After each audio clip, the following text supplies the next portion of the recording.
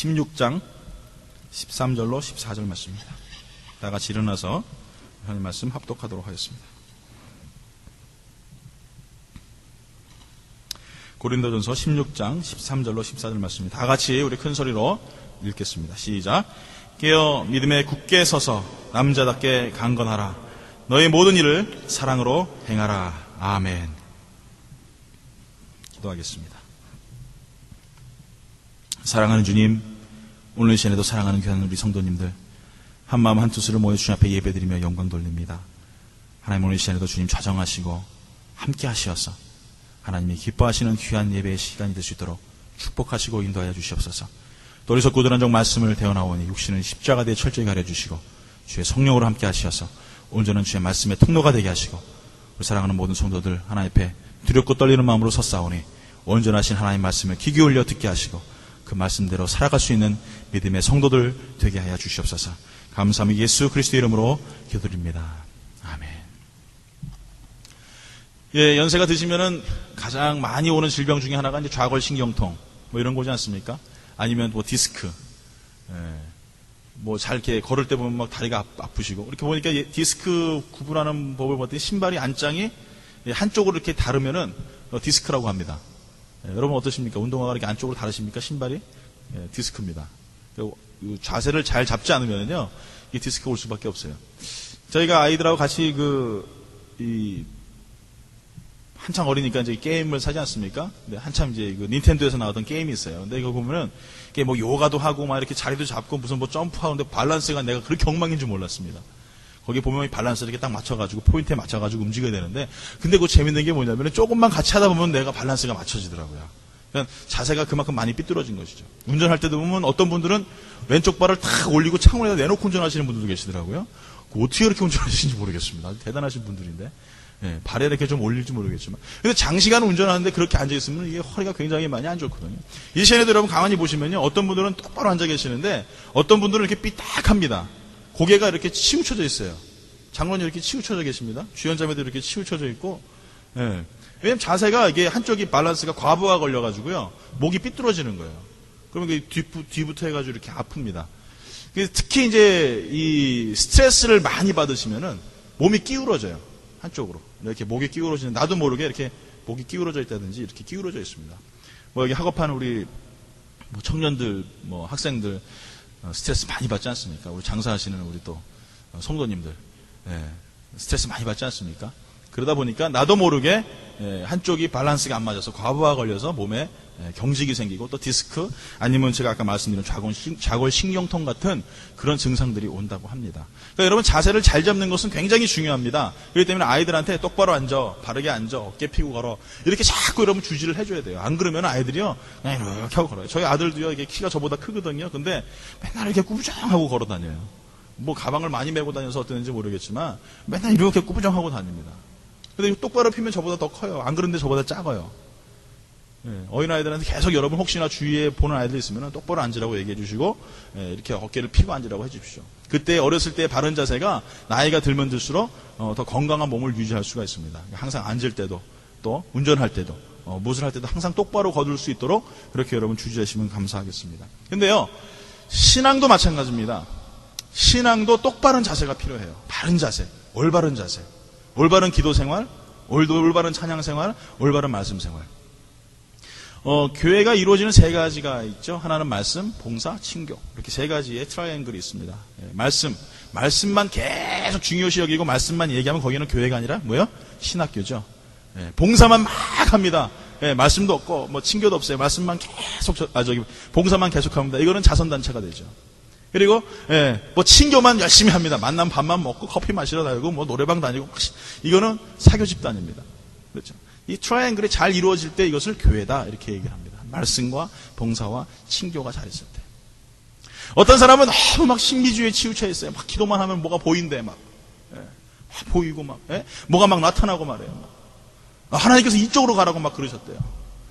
참 신기한 분들입니다. 저한테는 하나님께서 잘 그런 말씀 안 해주시는데. 또 어떤 분들은 죽으라고 말씀만 봐야 됩니다. 네, 뭐 기도는 안 해도 상관없대요. 말씀 속에 하나님께서 모든 게 다 있다고. 또 어떤 분들은 또 찬양에 막 흥이 나셔가지고 찬양만 또 줄기차게 하십니다. 우리가 말하는 신앙의 기형입니다. 귀만 커지고 눈만 커지고 입만 커졌다고 생각해 보십시오. 신앙도 마찬가지거든요. 영양분을 골고루 섭취하고 바른 말씀을 또 바르게 기도하고 또 바르게 찬양하는 신앙의 습관들을 적시며 나아갈 때에 내 몸이 올바르게 자리를 잡고 성장할 수 있는 것이죠.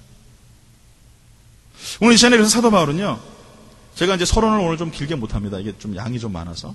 그래서 사도 바울은요, 5가지를 통해서 오늘 본문에 우리가 바른 신앙인의 모습을 어떻게 지킬 것인가라고 이야기하고 있습니다. 첫 번째로 봤더니 뭐라고요? 깨어라. 깨어라 이렇게 말하고 있어요. 깨어라.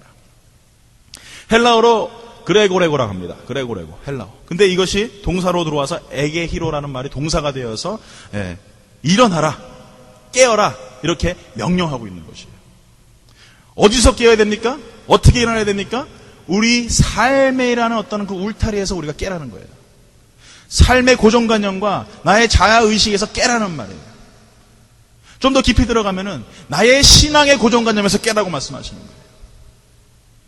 내가 알고 있는 하나님이 요만큼이지 않습니까? 그게 다인 줄 알아요. 내 하나님이 내가 알고 있는 것이 1부터 10까지가 끝이라고 생각합니다. 가장 그 심각한 질병을 가지고 있는 사람이 누구냐면 바로 목사예요.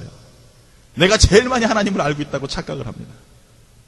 그런데 하나님은요, 알면 알수록 정말 깊고 오묘하신 분이세요. 이 고정관념 안에 들어가기 시작하면요, 나도 모르게 교회는 그래야 돼, 예배는 저래야 되고 찬양은 이렇게 해야 돼. 만약에 우리가 아프리카 가서 예배를 드린다면 상상이 가겠습니까? 막대기 입고 막 쿵청쿵청 뛰어다니면서 뭐 하나님 찬양한다고 하는데 박자도 없고 음률도 없고 코드도 없고 상식적인 이해도 할 수 없는 그런 음악들을 틀어놓고 여러분 찬양하는데 여러분 이해하겠습니까? 제가 방글라데시 가서 예배를 드렸는데요, 참 무슨 말이 도대체 이해가 안 가요. 제가 지금 잊어먹었는데 무슨 또마리 꿍 어쩌고 자꾸 그렇게 얘기를 해요. 근데 뭐 찬양도 많이 그때 기억을 했었는데 다 잊어버렸습니다. 예배드리는 방법이나 형식들이 다 틀리지 않습니까? 문화가 틀리고 생각이 틀리고 사고가 틀린데 우리가 어떻게 같을 수 있겠습니까? 그런데 우리는 항상 어떻게 얘기하냐면은 예수 믿는 사람은 꼭 그래야 돼. 또 기도는 꼭 그렇게 해야 돼. 말씀은 꼭 그렇게 봐야 돼. 내가 알고 있는 하나님을 항상 나는 정해놓고요, 그 하나님 틀 안에서만 하나님을 자꾸 만나려고 이야기합니다. 오늘 사랑하는 성도 여러분, 여러분이 생각하시는 하나님 어떠신 분이십니까? 혹시 팔이 한 3개 정도 가지고 계신 분이십니까? 아니면 눈은 한 50개? 그림 성화에 나와 있는 것처럼 이게 금발머리에 뭐 그런 하나님이십니까? 오늘 사랑하는 성도 여러분, 우리가 가지고 있는 하나님의 어떤 고정관념들을 깨야 돼요. 신앙의 고정관념들을 깨야 됩니다. 예배는 꼭 그렇지 않습니다. 찬양은 꼭 그렇게 되는 거 아닙니다. 기도는 꼭 그렇게 되는 거 아닙니다. 우리가 더 많은 마음의 오픈을 하고 생각들을 열고 많은 사람들을 수용하고 받아들일 수 있는 방법은요, 내가 가지고 있는 신앙의 우물 안에서, 인생의 우물 안에서 내가 나와야 된다는 거예요. 우물안 개구리는요, 그 물 안에 있는 것밖에 보지 못합니다. 그것이 다인 줄 압니다. 우물 밖을 나오는 그 순간 더 넓고 광활하고 높고 엄청난 자연들이 내 눈에 보이는 것이에요. 오늘 사랑하는 성도 여러분, 제가 한국에 있을 때는요, 한국이 정말 넓고 큰 줄 알았습니다.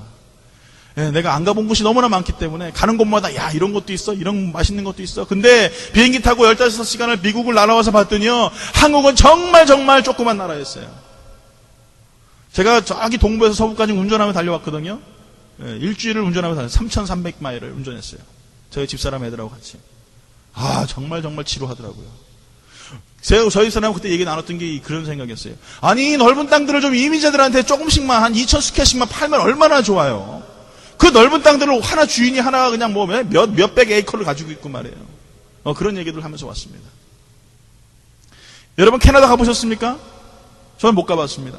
호주 가보셨습니까? 아니, 아프리카 가보셨습니까? 우리가 보지 못한 세계는요, 너무나 많습니다. 그런데 우리는 이 안에서 이게 다인 줄 알아요. 우리의 삶이 다인 줄 알고 우리의 생각이 다인 줄 알아요. 여러분 그렇지 않습니다. 마음을 여십시오. 생각을 여십시오. 내가 가지고 있는 그 울타리에서 여러분 깨십시오. 내가 만나지 못한 수많은 신앙인의 사람들이 있습니다. 또 내가 만나보지 못한 교회들도 있습니다.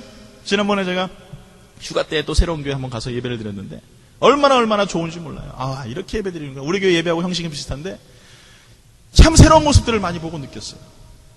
여러분, 그것이 우리의 삶이에요. 근데 우리는 항상 그것이 다인 줄 알고 그것이 모든 것이 끝이라고 우리는 생각을 합니다. 항상 그 고정관념 안에서 우리가 삶을 살아갈 때가 너무나 많이 있어요. 한 신실한 크리스찬 농부가 있었어요. 농사를 짓고 있는데 자기 논은요, 물이 이렇게 쫙 내려와서 항상 그 물이 촉촉하게 젖어 있는 논입니다. 근데 예수 믿지 않는 그 농부의 논은요, 이 자기가 물꼬를 열어주지 않으면은요, 항상 물이 차지 않는 곳에 있었어요. 근데 이 믿지 않는 이 농부가 저녁 때만 되면은요, 그 믿는 집 농부의 그 물을 열어가지고 그 물을 다 빼가지고 자기 논에다가 다 물을 집어넣는 거예요. 한날은 너무 화가 나가지고 믿는 사람이 어떻게 당신 그럴 수가 있느냔 말이에요. 내가 밤새도록 이렇게 모아놨던 물을 갖다가 밤에 몰래 와가지고 물꼬를 터가지고 당신 논에다가 이렇게 물을 집어넣냐. 그래서 막 소리를 지르고 싸웠습니다. 근데 집에 들어와서 가만히 앉아서 기도를 하는데 마음이 평안이 없어요. 내가 분명히 정당한 것을 이야기하고 올바른 것을 이야기했는데 마음에 평화가 없는 거예요. 기도하는 중에 하나님께서 그런 마음을 주셨더래요. 어떻게 너는 너의 정당함만 이야기하니? 너는 어떻게 너의 바른 것만을 이야기하니? 네가 그 사람을 위하여서 너의 물을 받을 때에 그 사람 물꼬도 같이 열어서 받아주면 되지 않겠니?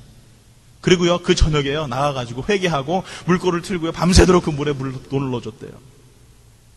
다음날 믿지 않는 농부가 와서 보니까 자기 논에 물이 가득 꼬여 있거든요. 그래서 뻔한 거 아닙니까? 누가 물을 대줬는지. 그래서 그날 그 믿는 농부에게 찾아가서 회개하고 두 손 잡고 그날 주일날 교회 갔대요. 오늘 사랑하는 성도 여러분, 우리는 그것이 정당하다고 생각합니다. 그것이 맞다라고 이야기합니다. 그렇게 해야 된다고 생각해요. 내가 챙길 것을 챙기고 법대로 따지자면 그것은 맞는 거라고 이야기합니다. 그러나 크리스찬들은요, 꼭 정당한 것만을 이야기할 수는 없어요. 그것이 불합리할 수도 있고 나에게 불이익이 될 수도 있고 맞지 않을 수도 있지만, 그러나 상대방을 위해서 내가 무엇인가를 손해볼지라도 나의 생각을 열고 마음을 열 때에 상대방 또한 하나님의 은혜를 만끽하고 그 삶 속에서 하나님을 만나게 되는 것입니다. 여러분, 우리는 항상 우물 안의 개구리처럼 예수를 믿는다고 이야기합니다. 그러나 세상에는요, 믿지 않는 수많은 크리스찬들이 우리를 향하여서 이야기합니다. 제발 나에게도 너의 손을 펼쳐달라고. 그 사람들은요, 손을 안 씻을 수도 있고요, 아니 그 사람들은요, 어떤 병이 걸렸을 수도 있습니다. 그것이 영적인 병일 수도 있고 영적으로 지저분할 수도 있습니다. 근데 나는 너무나 거룩하기 때문에, 난 너무나 깨끗하기 때문에 손을 너에게 잡아줄 수 없어. 왜? 나는 세균이 너를 통해서 나에게 옮길 수 있으니까, 병이 나에게 옮길 수 있으니까 라고 우리는 신앙의 거룩함의 모습을 가지고 그들에게 다가갑니다. 그러나 사실은 가만히 보면요, 내가 더 지저분해요. 예수 잘 믿는 것 같은데, 신앙생활 잘하는 것 같은데, 마음속에 욕심은 더 많고 미움은 더 많고 시기는 더 많아요. 더욱더 안타까운 것은 순종하지 않아요. 분명히 하나님께서 순종하는 자를 찾으신다고 말씀하셨는데 그 말씀 앞에 순종하지 않아요. 누가 더 지저분합니까? 사랑하는 성도 여러분, 내가 예수 잘 믿는 것이 상대적이라는 사실을 여러분 기억하십시오. 믿지 않는 사람들이 있기 때문에 내가 예수를 잘 믿는 것처럼 보이는 것뿐이에요. 나는 결코 예수를 잘 믿는 사람이 아닙니다. 오늘 사랑하는 성도 여러분, 우리의 생각 속에 있는 사고들과 의식들을 여러분 깨십시오. 우리가 가지고 있는 고정관념들을 버리십시오. 그때에 오늘 사도 바울이 말한 것처럼 깨어라, 일어나라. 너의 그 우물에서, 너의 생각에서, 너의 사고에서 일어나라. 그 말씀이 우리의 삶 가운데 찾아온다는 것이죠. 두 번째로 봤더니요, 믿음에 어떻게 해요? 굳게 서라, 이렇게 말하고 있어요. 믿음에 굳게 서라. 삶의 자리에서 굳게 서라.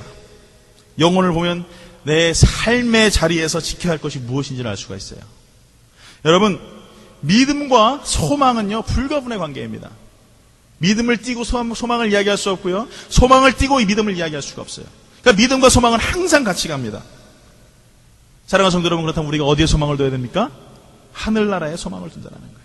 하늘의 소망을 두고 하나님을 소망하며 걸어갈 수 있는 믿음의 삶을 살 때에 어떻게 돼요?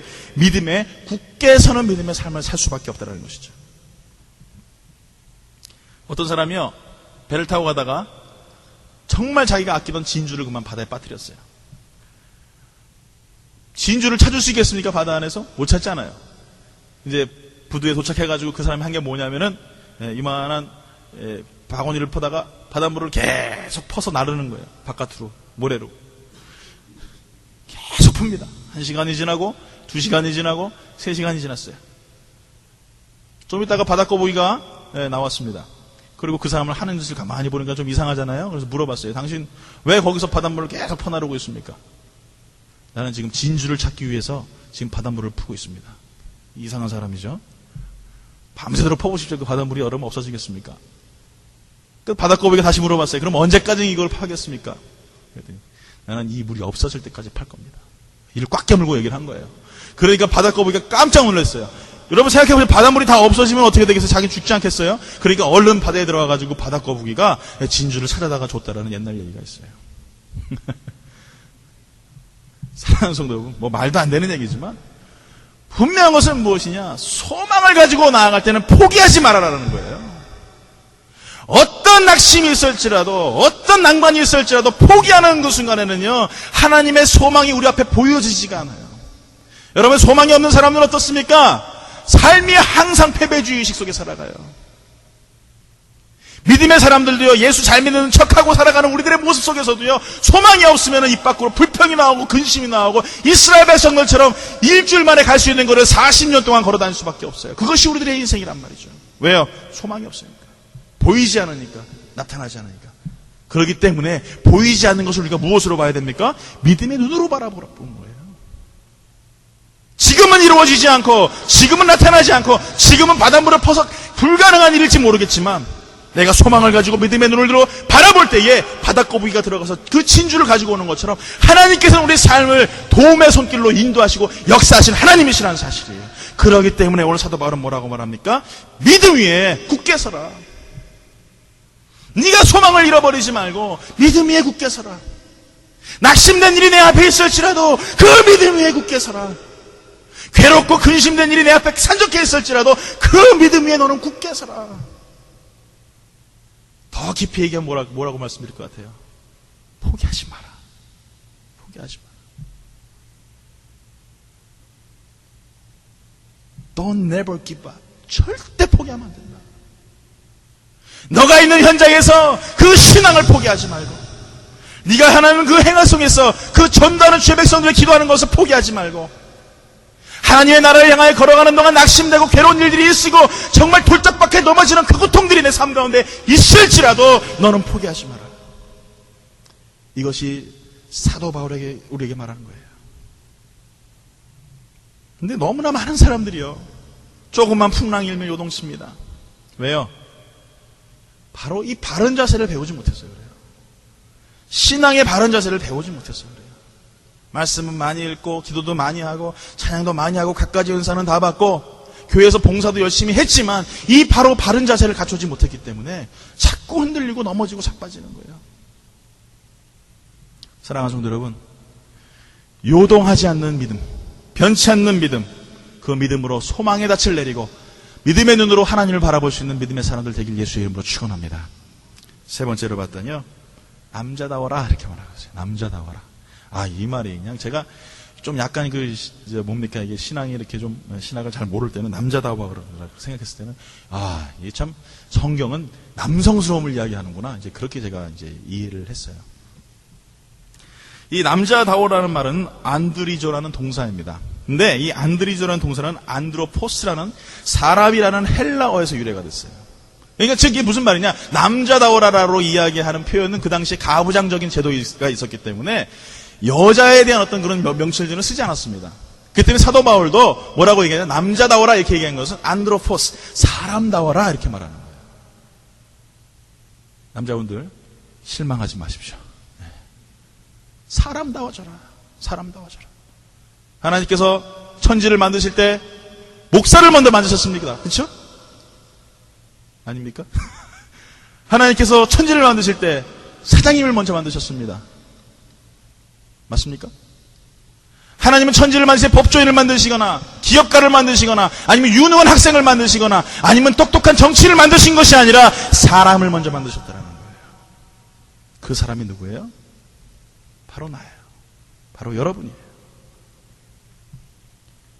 하나님께서 원하시는 것은요, 훌륭한 정치가나 훌륭한 기업가나 훌륭한 사상가가 되길 원하시는 것이 아니라 하나님의 사람이 되길 원하신다는 거예요. 그렇기 때문에 하나님 말씀하시는 것은 너는 사람다워져라.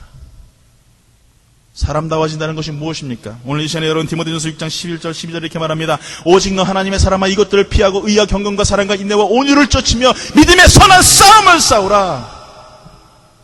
영생을 취하라. 이를 위하여 내가 부르심을 받았고 많은 증인들 앞에서 선한 증언을 하였도다. 오직 너 하나님의 사람이 어디를 부르심받았어요? 선한 싸움에 부르심받았어요. 많은 증인들 앞에서 하나님께서 불러주셨어요. 그 사람이 누굽니까? 바로 나와 여러분이라는 거예요. 믿음의 선한 싸움, 믿음의 선한 경주, 정말 지금도 피를 흘리며 싸우는 수많은 대적과의 전쟁 가운데서도 하나님께서 오늘 이 시간에 우리를 불러주셨다는 말이에요. 오늘 사랑하는 성도 여러분, 그렇기 때문에 하나님께서는 우리가요, 사람답기를 원하십니다.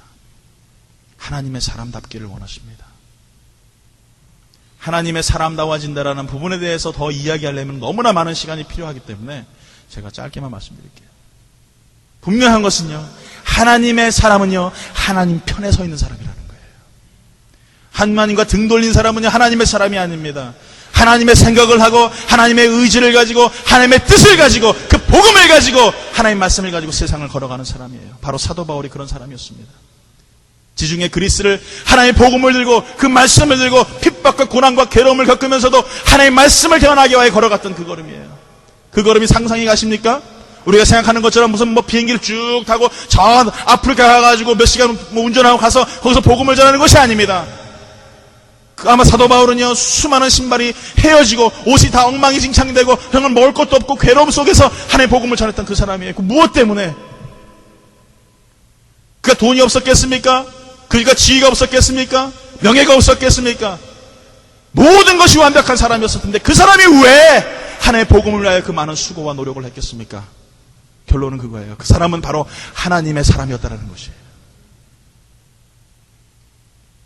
오늘 여러분들에게 묻습니다. 여러분은 정말 하나님의 사람이십니까? 내가 하나님 편에 서 계십니까? 이 질문이 나에게 항상 있어야 돼요. 나는 하나님의 사람인가? 지금 나의 생각이 하나님의 생각을 하고 있는 것인가? 지금 나의 고민이 하나님을 위한 고민을 하고 있는 것인가? 오늘 사랑하는 성도 여러분, 내 마음속에 오직 너 하나님의 사람아, 오직 너 하나님의 사람아, 그 말씀이 여러분 가운데 가득하길 예수 이름으로 축원합니다. 네 번째로 봤더니요, 강건하라요. 강건하라. 이거는 강해라 뭐 이런 것이 아니라 강하게 되어져라. 강하게 되어져라. 원래 연약한 존재인데 점점 강하게 되어져라. 점점 강하게 되어질 것이다. 이렇게 지금 사도 바울은 말하고 있어요. 강하게 되어져라라는 의미가 무엇입니까? 원래 우리가 연약하기 때문에, 우리가 부족하기 때문에 하나님과 동행해지면 내가 어떻게 해요? 자연적으로 강해지는 거예요. 그것을 의미하고 있습니다. 그러니까 내가 강해지는 비결은 무엇이냐? 하나님과 함께하는 것이다. 너가 강하고 싶니? 네가 잘 되고 싶니? 네가 행복해지고 싶니? 네가 기뻐지고 싶니? 그렇다면 하나님과 동행해라. 사랑하는 성도 여러분, 늙은 모세가 80살 먹은 모세가 호렙산에서 그 떨기나무에 불 붙어있는 그 현장 속에서 하나님께서 가라. 어디로? 애굽으로. 왜 이스라엘 백성들을 출애굽시키려? 말이 가능합니까? 80 먹은 의인이 무슨 소망이 있고 무슨 의지가 있겠습니까? 지팡이 하나 줬고 다니면서 양이나 키우던 그 늙은이가 어떻게 여러분 하나님 말씀 앞에서 여러분 그 일들을 행할 수 있었겠습니까? 바로 하나님과 함께 할 때에. 어린 소년 다윗이 무슨 힘이 있어서 물맷돌을 들어서 자기보다 몇 배나 큰 골리앗을 때려 눕힐 수 있겠습니까? 그가 하나님과 함께 할 수 있었기 때문에. 솔로몬이 무슨 능력이 있어가지고 여러분 성전을 짓고 지혜의 왕으로 지금도 많은 사람들에게 그렇게 인정받고 있습니까? 바로 하나님과 함께하고 있었기 때문에. 사랑하는 성도로 믿음의 수많은 성도들이 어떻게 그렇게 수많은 모진 고통과 고난을 당하며 주의 복음을 전하며 순교하기까지 막 목숨을 내어주기까지 하나님의 복음을 향하여 걸어갈 수 있겠습니까? 바로 하나님과 함께 하였기 때문이라는 것이에요. 저는 설교 준비를 교회하고 좀 거리가 멀어서 교회 안에서 못하고 집 근처에 있는 도서실 가서 제가 설교 준비를 합니다. 집에 있으면 너무 볼 게 많아요. 텔레비전도 있고 컴퓨터도 있고 막 그래가지고 일부러 제 도서실 가가지고 조용한 데 앉아서 말씀을 준비합니다. 도서실 앞에서 이렇게 앉아서 설교 준비를 하면요, 창문 밖으로, 이제 2층인데, 창문 밑으로 이렇게 보면 놀이터가 하나 있어요. 그러면 매 주일마다 하여간 부모님들이 와가지고 아이들하고 같이 막 놀아요. 요만한 깐난애기도 오고 뭐 와서 막 놀고 그러고 막 뛰어놉니다.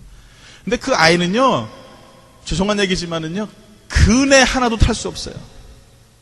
시소도 못합니다. 못 앉아요. 그냥 걷는 것 자체도 힘들어요. 그런데 미국 아버지들 아시잖아요. 막 등 실해가지고 배 이렇게 나왔는데 애기는 막 조그만해 막.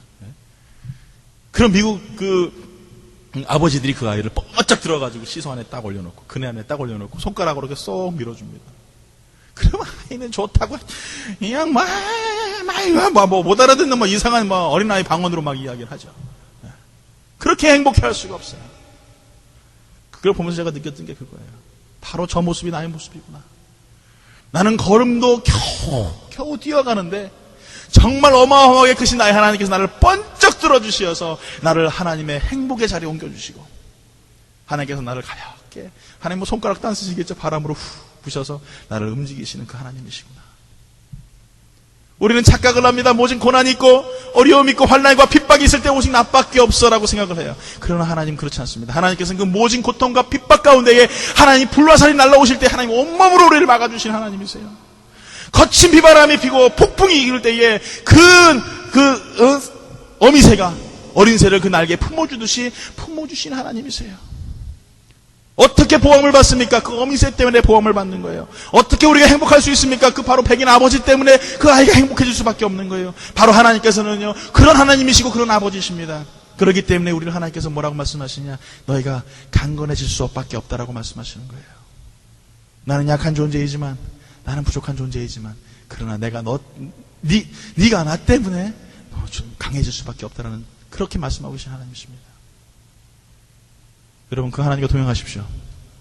그 하나님과 항상 함께 계십시오. 사막을 걸어갈지라도, 아니면은 정말 자갈밭을 걸어갈지라도, 상한 심령으로 낙심되어서 좌절하여 눈물밖에 안 나올지라도, 그도 기도해도 아버지밖에는 이야기할 수 없는 그런 기도의 이야기들이 나올지라도, 그래도 하나님은 지금도 나와 함께 같이 계신 하나님이십니다. 나를 보호하시고 나를 다스리시고 지금도 말씀하십니다. 내가 너를 사랑하노라. 내가 너를 사랑하노라.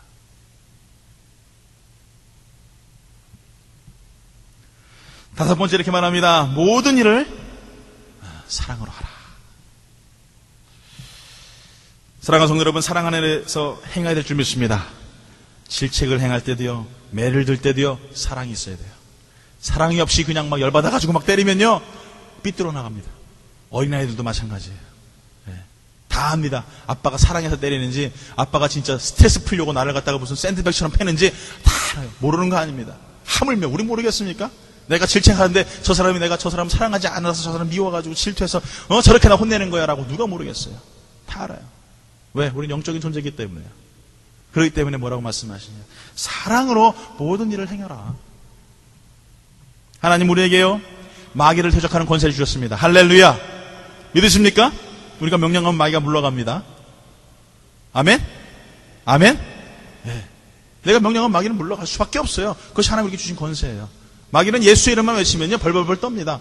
예수의 보혈 앞에서는 꼼짝도 못하는 게 이게 마귀예요. 그런데 하나님께서는요, 우리에게 마귀를 이길 수 있는 권세를 주셨지만 사람을 미워하고 저주하는 권세를 주시지 않으셨어요.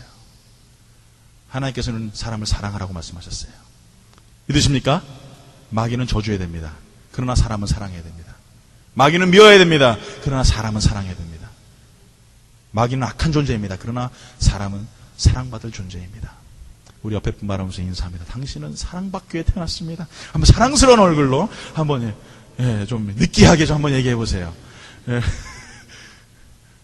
털지 마시고 좀 이렇게 느끼하게 좀 사랑스럽게. 사랑할 때 우리가 어떻게 합니까? 좀 사랑할 때 느끼하게 하지 않아요? 안 그렇습니까? 저만 그런가? 저 우리 아이들 사랑할 때 사랑한다고 이렇게 탁 등도 쓰다듬어 주고요. 이게 머리에다가도 뽀뽀도 해주고. 안 믿어지세요? 왜 지금 비웃음 소리를? 애들한테 물어보시면 제가 얼마나 사랑의 풍만한 아버지인지. 다시 한번 인사하는데요. 정말 당신은요, 하나님의 사랑받을 존재입니다. 하면서 한번 안아줄 수 있는 분들은 안아주시고, 우리 이렇게 악수도 좀 해주시고, 한번 해주시기 바랍니다. 침묵으로 일관하시는 분들은 뭡니까? 10계명을 2단락으로 나누면요, 1계명부터 4계명까지는요, 하나님을 사랑하라예요. 그리고 5계명부터 10계명까지는요, 인간을 사랑하라. 사람을 사랑하라 이거예요. 그러니까 하나님 말씀하시는 거는 인간 사랑, 하나님 사랑이에요. 이 모든 것을 통틀어 가만히 보면요. 하나님을 사랑하는 자는요. 사람을 사랑할 수밖에 없어요. 믿으십니까? 1계명부터 4계명 잘 지키는 사람이 5계명부터 10계명 안 지키겠습니까? 반대로 5계명부터 10계명 잘 지키는 사람이 1계명부터 4계명까지 안 지키겠습니까? 지킬 수밖에 없어요. 그렇게 될 수밖에 없습니다. 시스템이. 즉 하나님을 사랑하면서 사람을 미워한다. 이거 거짓말이죠. 그거는 진짜 사랑이 아니에요. 오늘 사랑하는 성도 여러분, 하나님을 사랑하는 사람은요, 인간을 사랑할 수밖에 없어요. 그 사랑의 마음이 솟아나올 수밖에 없어요. 아무리 나에게 못된 짓을 했어도, 나를 정말 미워해도, 나에게 상처를 줬어도 하나님 사랑하니까 하나님이 용서하시는데, 하나님이 사랑하시는데 감히 내가 뭐라고 저 사람을 손가락질하고 정죄하고 판단할 수 있겠어요. 사랑하는 하나님 사랑하지 않으니까 사람 미워지는 거예요. 하나님의 사랑을 놓치니까 자꾸 사람이 싫어지고 낙심되는 거예요. 오늘 사랑하는 성도 여러분, 하나님의 사랑을 놓치지 마십시오. 하나님의 사랑을 가지고 여러분 살아가십시오. 제가 옛날에 LA에 한번 갔어요. LA 갔더니 그 자바시장이라고 있지 않습니까? 뭐 거기가 뭔지를 잘 몰라요. 뭐 사람들이 막 한국의 그 동대문 남대문 시장처럼 막 바글바글 하고요. 막 그냥 양옆에 옷도 팔고 뭐 많이 팔아요. 근데 그때 뭐가 있었냐면 진열 때요. 여러분 아이팟 아십니까? 아이팟. 예, 아이팟. 요즘에는 아이폰이 나왔지만 옛날에 아이팟 처음에 스마트 이게 MP3 하는 게 나왔었어요. 아니 근데 그거는 분명히 아이폰 파는데 가게에서밖에 안 팔아요. 근데 이 가게 그 진열대 이렇게 쫙 있더라고요. 참 신기해요. 가격도 얼마 안 해요. 그래서 가만히 봤더니요. 네, 저기 우리나라 그 위쪽에서 만든 거예요. 네, 가짜죠. 가짜 쉽게 말하면. 모양은 정말 똑같습니다. 어쩜 그렇게 똑같이 잘 만드는지 몰라요. 그런데 제가 나중에 시간이 지나서 얘기를 들어봤더니 한 2달 쓰면은 뭐 내가 분명히 1번 음악 들으려고 누르면 막 10번 음악 나오고 막 그런데요. 네, 뭐 엉망진창이죠. 네. 여러분 짝퉁은 그래요. 짝퉁은 오래 못 씁니다. 사랑도요. 가짜 사랑, 짝퉁 사랑은요. 오래 가지 못해요. 사랑하는 척하죠. 지금은 은혜 받은 것 같죠. 지금 예수 잘 믿는 것 같죠. 시간이 지나보면 알아요. 하나님의 성령의 열매를 맺히고 살고 있는가? 아니면 성령의 열매를 다 그냥 뭐 토네이도처럼 다 쓸고 지나가고 있는가? 삶을 바라보면 알 수가 있어요. 하나님의 사랑이 내 안에 가득한 사람은요. 항상 사랑하며 살 수 있습니다. 어떤 때는 그 일 때문에 억울한 일을 당할 수도 있어요. 그 일 때문에 하나님 편에서 하나님의 사랑을 이야기하며 살아갈 때 낙심될 일 당할 수도 있어요. 근데 여러분 실망하지 마십시오. 세상 사람 날 몰라줘도 하나님만 나 알아주시면 되는 줄 믿습니다. 세상 사람 나 미워해도 하나님 나 사랑해 주시면 감사한 것이에요. 그래도 여러분 날 미워하고 나에게 상처를 줬어도 여러분 사랑하세요. 이것이 하나님의 첫 번째 계명인 줄 믿습니다. 그것이 하나님의 약속의 말씀이에요. 그렇기 때문에 오늘 생에 사도 바울이 말하는 것은요. 정말 너희가 모든 일을 행하든지 사랑으로 해라. 훈계를 해도 사랑으로 하고 질타를 해도 사랑으로 하고 정말 사랑하는 마음으로 무엇이든지 행하라. 이렇게 사도 바울은 얘기하고 있습니다. 베드로전서 4장 8절에 이렇게 말하죠. 무엇보다도 뜨겁게 서로 사랑할지니. 뜨겁게 한 번씩 사랑해 보셨죠? 사람의 사랑은요. 언젠가는 그 뜨거움이 사그러지고 언젠가는 찬물처럼 샥 없어집니다. 그런데 하나님의 사랑은요. 그렇지 않아요. 하나님의 사랑을 가진 자들은요. 항상 뜨겁게 사랑할 수밖에 없어요. 그리고 뭐라고 말씀하십니까? 사랑은 허다한 허물을 덮나니 이렇게 말하고 있어요. 사랑을 하면은 허물을 덮어준대요. 사랑을 하지 않으니까 허물이 드러나는 거예요. 사랑을 하지 않으니까 자꾸 미움이 보이고 사랑하지 않으니까 자꾸 욕심이 생기고 사랑하지 않으니까 마음속에 분과 열기가 가득한 거예요. 흉내만 내는 사랑은 사랑이 아닙니다. 그건 사랑을 잘못 이해하고 있는 거예요. 데살로니가전서 1장 3절에 말하죠. 너희의 믿음의 역사와 사랑의 수고와 우리 주 예수 그리스도에 대한 소망의 인내를 우리 하나님 아버지 앞에 끊임없이 기억합니다. 우리가 말하는 믿음, 소망, 사랑 세 가지가 있는데 믿음은 뭐가 있어야 된다고요? 역사가 있어야 된다. 그리고 사랑은 뭐가 있어야 된다고요? 수고가 있어야 된다. 그리고 소망은 뭐가 있어야 된다고요? 인내가 있어야 된다. 여러분 기억하세요. 믿음, 소망, 사랑 그러니까 구체 뭐 대충 뭐 이런 게 아니라 믿음에는 분명히 역사가 있어야 되고 사랑에는 수고가 있어야 되고 소망에는 인내가 있어야 된다. 이게 꼭 따라가야 되는 거예요. 이게 따라가지 않으면 믿음, 소망, 사랑 이게 아무리 얘기해봐 아무 소용이 없어요. 그러니까 사랑은 뭐가 있어야 된다고요? 수고해야 된다. 수고해야 된다. 수고가 뭡니까? 예?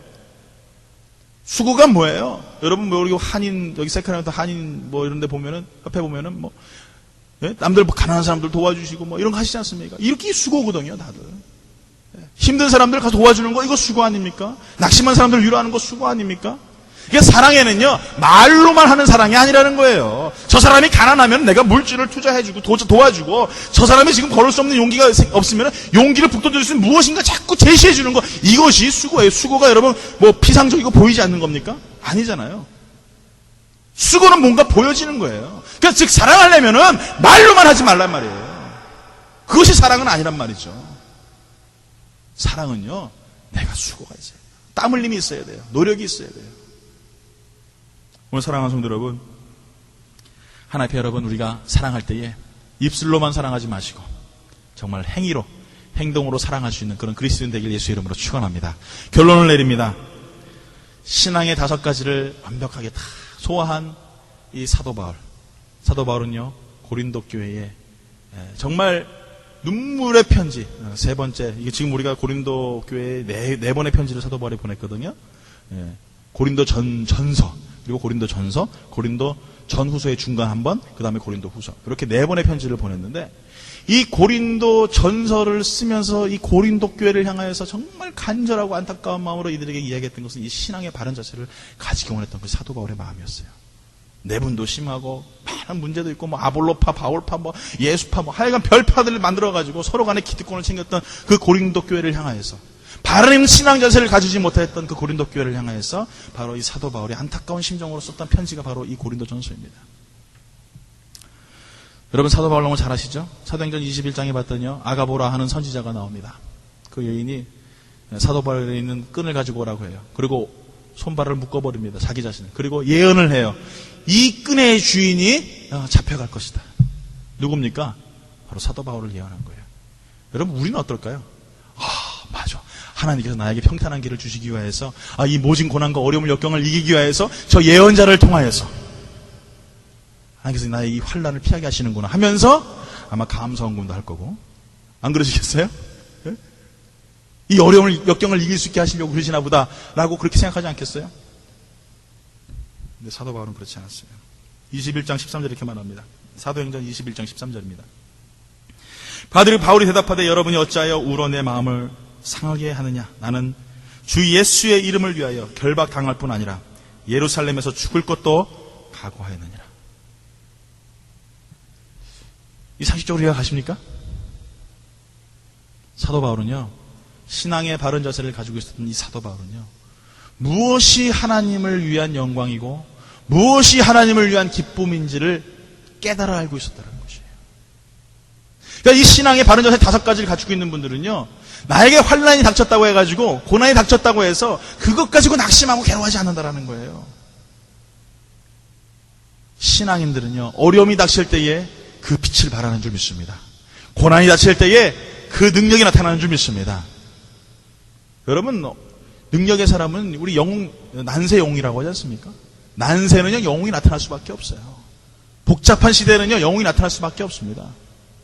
오늘 사랑하는 성도 여러분, 영적인 난세에 우린 살고 있어요. 오늘 여러분들이 하나님의 거룩한 영웅들이 되길 예수 이름으로 축원합니다. 사도 바울과 같이 죽기를 각오하고 복음을 향하여 걸어갈 수 있는 환난과 핍박과 괴로움과 역경들이 있을지라도 낙심하지 아니하고 예수를 향하여 걸어갈 수 있는 그런 믿음의 사람들이 이 가운데 나오길 예수 이름으로 축원합니다. 포기하면 안 됩니다. 낙심하면 안 됩니다. 환난이 있을지라도 괴로움이 있을지라도 절대 여러분 우리가 하나님만 바라보면서 영적인 바른 자세를 가지고 깨어서 기도하여 정말 오실 예수 그리스도를 준비하며 지혜로운 5처녀와 같이 성령 충만하여서 한 영혼도 이 가운데서 버림받지 아니하고 하늘나라에 동참할 수 있기를, 그곳에서 만날 수 있기를 예수 이름으로 축원합니다. 기도하겠습니다. 오늘 사랑하는 성도 여러분, 같이 이 시간에 한 목소리로 우리 시간에 기도합니다. 우리 기도할 때에 깨어이 믿음에 굳게 서서 남자답게 강건하라. 너희 모든 일을 사랑으로 행하라. 사도 바울은 이 짧은 두 구절을 통하여서 5가지의 하나님께서 주실 은혜들을 주셨어요. 여러분들 이 5가지의 신앙의 바른 자세를 가지시고 하나님 앞에 온전히 설 수 있는 믿음의 사람들 되게 달라고 여러분 같이 기도하십시오. 정말 어둡고 깜깜하고 혼탁한 시대를 살고 있습니다. 불이 없어 기갈이 아니요, 먹을 것이 없어 기근이 아니라 하나님 말씀이 없어 기갈이요 기근이라. 오늘 그런 시대에 지금 살고 있어요. 여러분 정말 정신 차리지 않냐고서는요, 하늘나라에 언제 오실지 오실 예수 그리스도 앞에서 여러분 우리가 준비하지 않으면은 예수 그리스도를 맞이하며 준비할 수가 없습니다. 하나님 그때까지 우리가 신앙의 바른 자세를 잘 가지고 하나님 앞에 영광 돌리며 충성스럽게 살아갈 수 있는 그런 바른 신앙인들, 온전한 신앙인들, 사도 바울처럼 내가 목숨을 버릴지라도 이 바른 신앙의 자세를 가지고 목숨을 버리는 것을 두려워하지 아니하고 하나님 편에서 옳은 것이 무엇이고 하나님 앞에 득이 될 것이 무엇인지를 고민할 수 있는 하나님 정말 현명하고 지혜로운 하나님의 자녀들 되게 해달라고 이 시간에 같이 한 목소리로 이 시간에 기도하겠습니다. 사랑하는 주님 감사합니다. 하나님 오늘 시간에도